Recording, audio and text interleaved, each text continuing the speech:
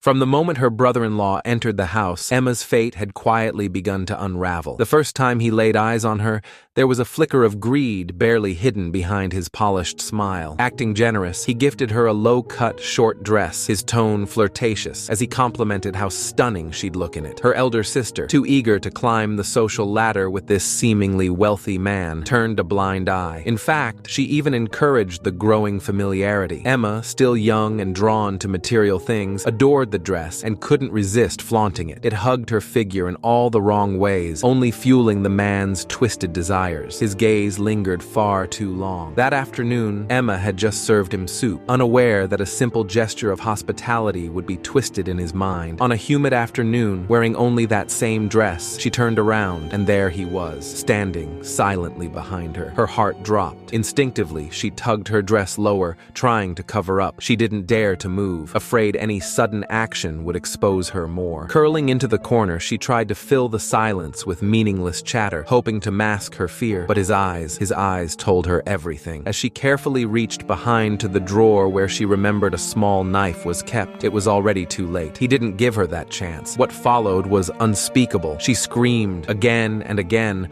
calling for her mother, but her mother, sitting in the living room, pretended to be unwell, pretended not to hear, pretended not to care. Her pleas were met with silence, her struggle no match for the brute strength of the man. Minutes later, he pulled up his trousers. Before leaving, he tossed a tape recorder onto the bed as if it were some kind of reward. Emma lay there for a long time before she managed to stand, her body weak, her heart shattered. Staggering into the living room, she saw her mother still lying there, eyes shut, feigning sleep. The rage, the helplessness, it all surged at once. Tears streamed down her face. She dragged herself to the bathroom, turned on the tap. Again and again, she scrubbed her skin as if water could erase what he'd done. Blood trickled down her legs, mixing with the water, as though even her dignity was slipping away. Later, she stood before the mirror, cleaned up, hair combed, a flawless face painted with silent fury. Her eyes were cold, her lips curled into a faint, knowing smile. The plan had already begun to take shape. She stepped out, head held high. Her next stop, her boyfriend. What he did, she wouldn't forget, and what's coming next, he wouldn't either.